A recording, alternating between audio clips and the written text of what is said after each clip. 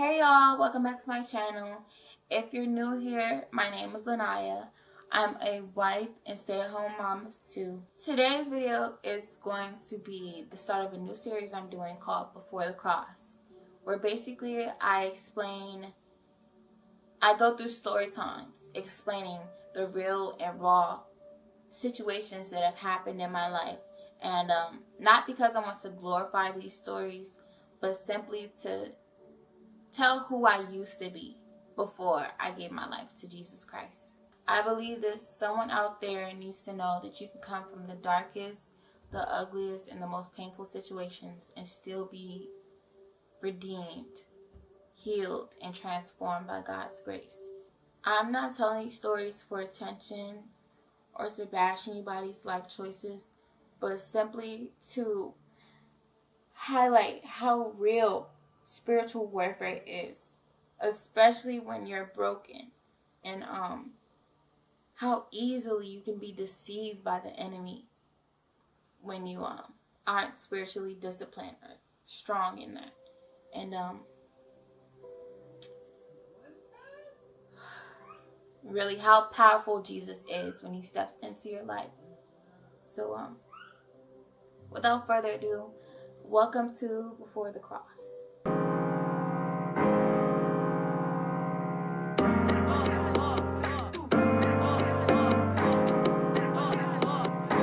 Today's story time is about a fight me and my mom had when I was 16 years old. I go to talk about this fight because, as you've seen from my last video, if you have not seen, you might want to go back and watch that, where basically me and my husband were talking about how we met.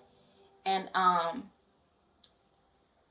really to this day, I still don't know how I've kept him in my life. I don't know what I did that made him gravitate towards me so much, but this kind of plays into that, and that's further what this series is about.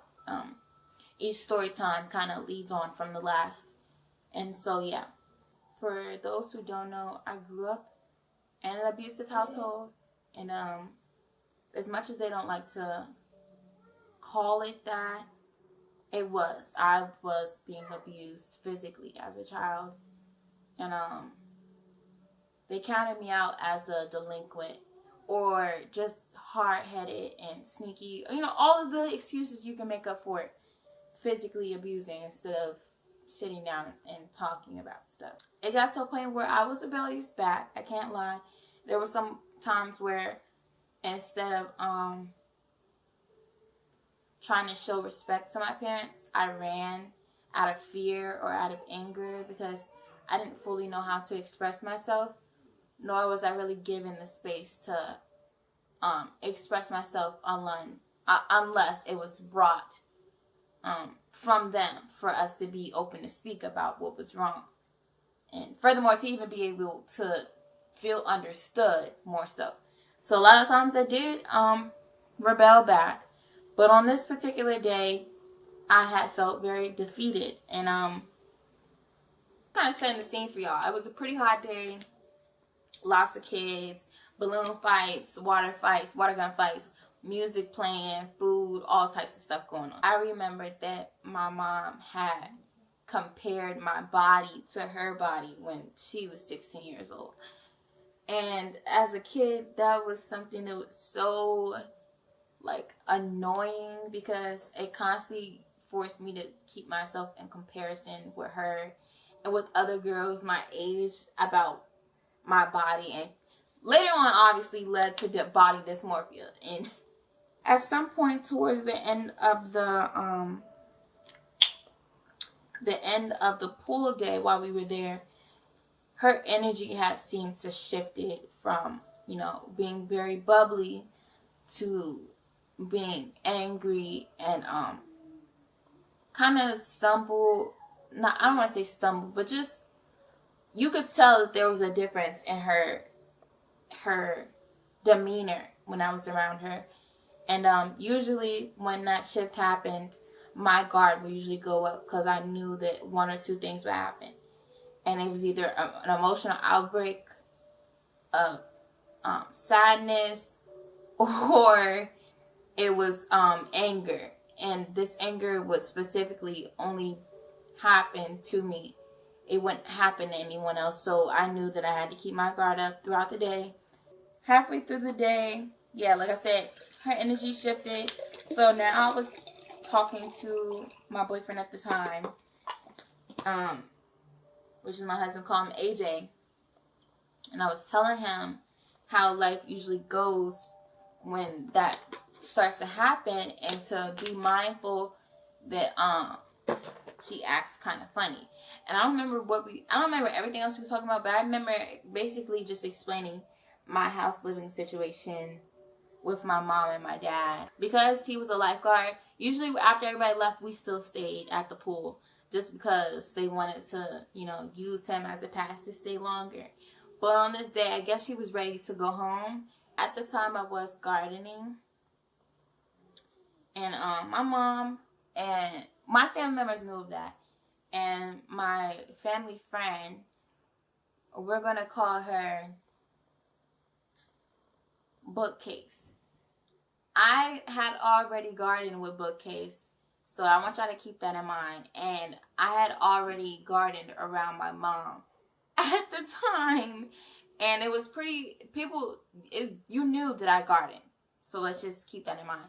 And on this particular day, I remember I stayed back after everybody was leaving, and as a family, it was us and my other younger sister, my middle sister, it was time for us to go. At some point, my mom called my phone. She had already gotten in the car and she called my phone. So I came out and got in the car. Basically, she was rushing me. She was yelling from the window and everything. She seemed very upset. But she was rushing me, and I got into the car, and I had a clear purse. I had like a clear clutch. And in the clutch, I had sheets. Y'all know what sheets are. I don't have to explain what sheets are. But I had sheets in there and a lighter and like some lip gloss, other girly stuff. And she had seen that I had the sheets and lighter in there. And I had put my purse in the glove compartment, on top of the glove compartment, so I can put my seatbelt on. And she took my purse. So after she took my purse, I went to reach for my purse because I didn't know why she took my purse. So when I went to go take it back, she snatched it. So not just that, you could just look in her face and see how visibly pissed she was. So in that moment, I was like, you know what? Like, I remember saying to her, can you give me back my purse? And she was like, no. So I snatched my purse. And she said, she reached back and she punched me. That's what it was. She reached back and she punched me in my chest or in my face, like somewhere in this area. And in that moment, I immediately knew that one or two things were going to happen. And the last thing I wanted to do was fight her, because this is my mom. You know what I'm saying? Like, you don't think about fighting your mom. It's not something you want to do. And I guess I was used to it, so it gets to a point where it's like I try to avoid it at all costs. So yeah, I get out the car and I say to myself, you know what? I'll just find my own way home. And as soon as I got out the car, if I could find a picture, y'all, I'm going to try to put it like right here. I had soft locks, and I used to wear those soft locks regularly. I used to wear them to like my mid thigh, or sometimes even my ankle. So my hair was all the way down to my ankle. It was really long. At this point, she had got out the car right behind me, and she walked over from the driver's seat, or yeah, the other way around. And I was on the passenger side back seat, so she had got out and she had pulled my hair and she had punched me.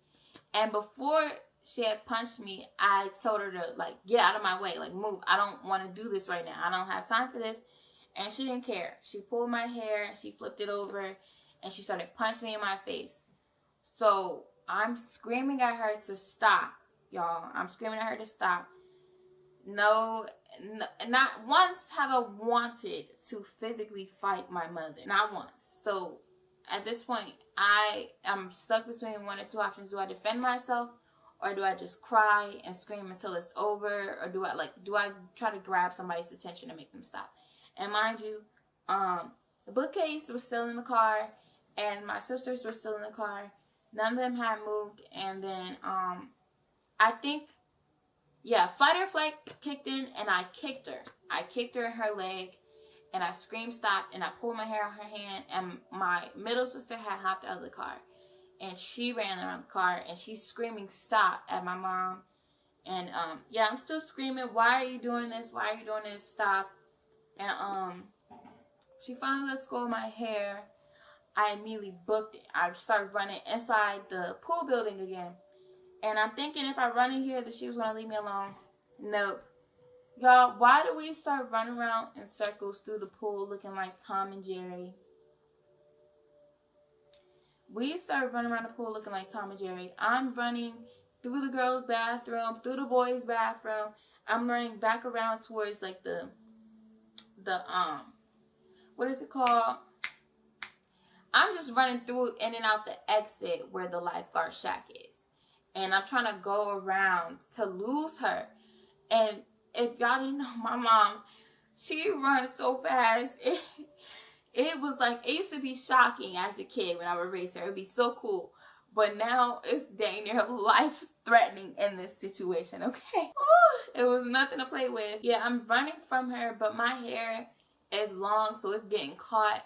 And at some point, I lost her, so I don't know which direction she comes from. So she goes back around the opposite direction. So now we're just running around. Mind you, some of the kids are still hanging out around the pool. Like, they're not in the pool, but they're around the pool.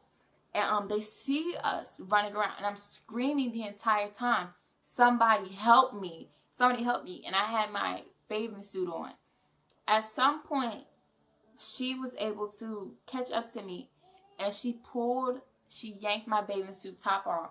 So now only half of my bathing suit, like she untied it. So now only half my bathing suit is on. And my ladies are uncovered.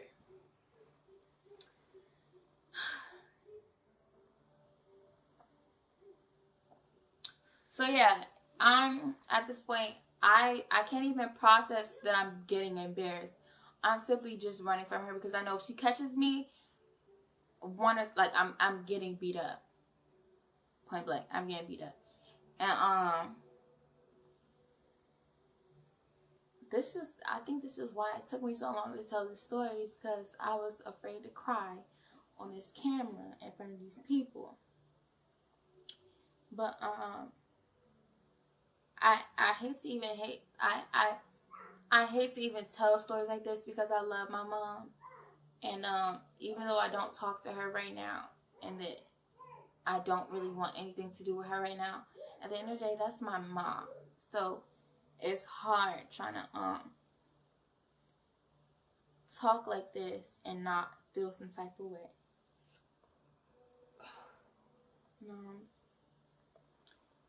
Yeah, as I was saying, it got to a point where I couldn't even process that I was being embarrassed. And I had been used to fighting my mom at this point, but I've never once called the cops. Not once have I ever called the cops until this day. And it only occurred to me to call the cops because I was so used to getting beat on in private that this was the first time that it was genuinely in public.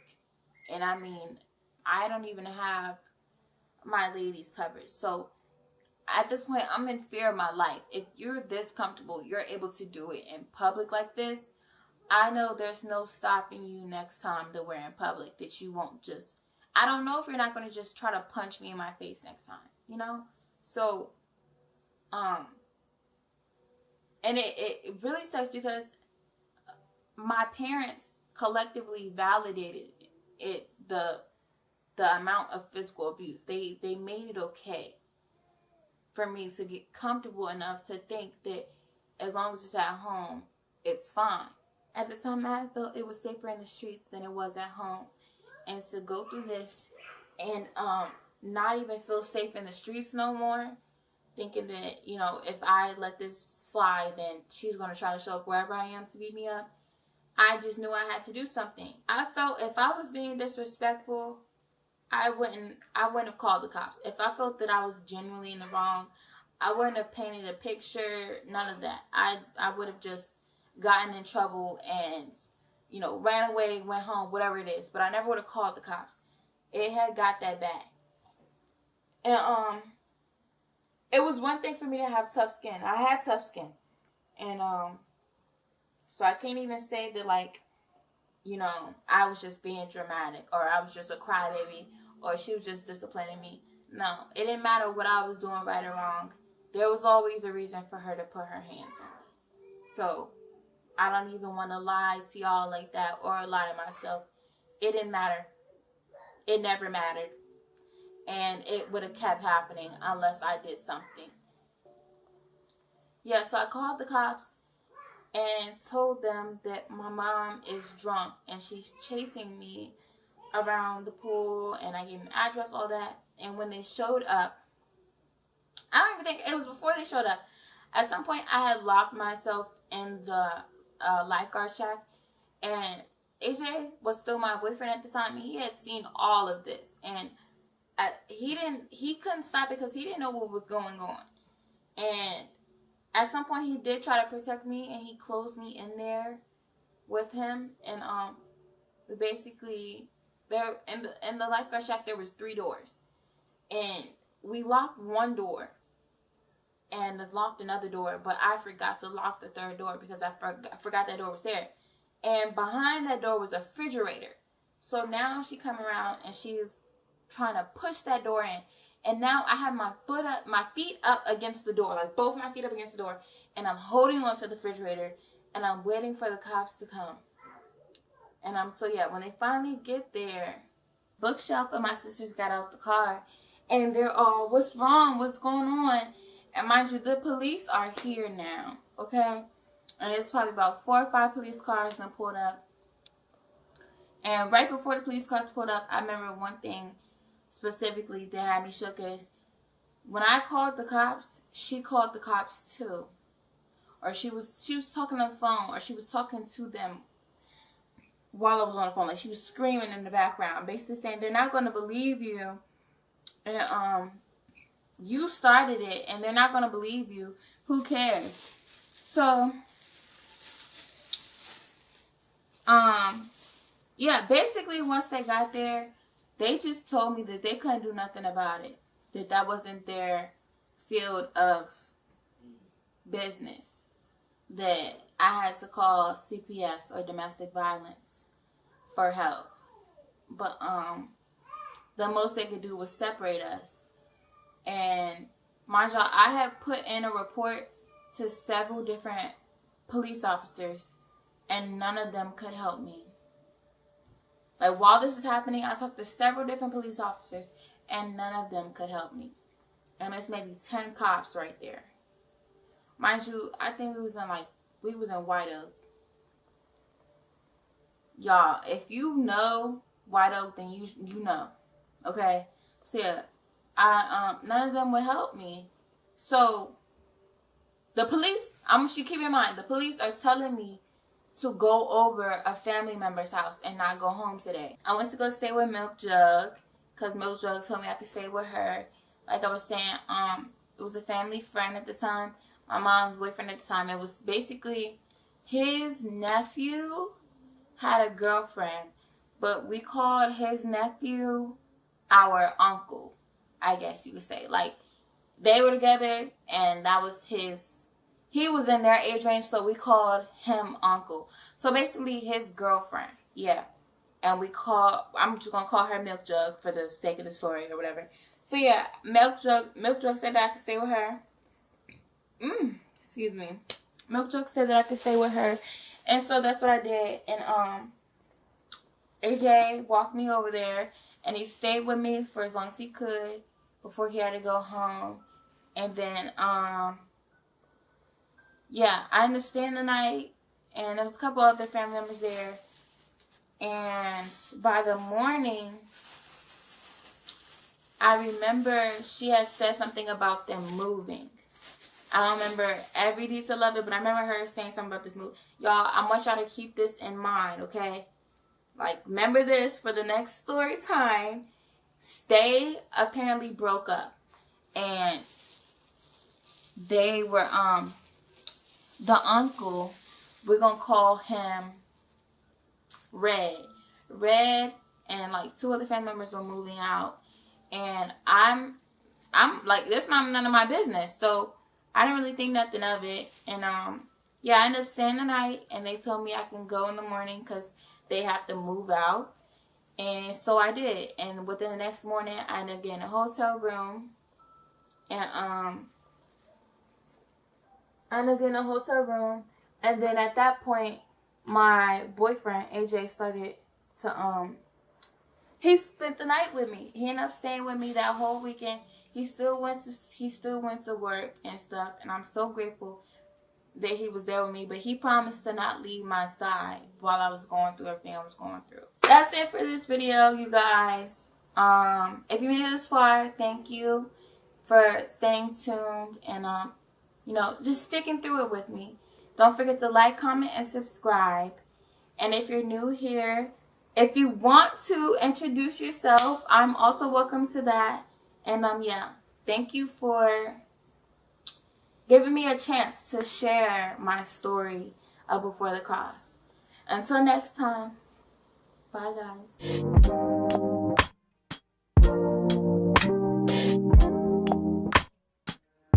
God, you call me by my name.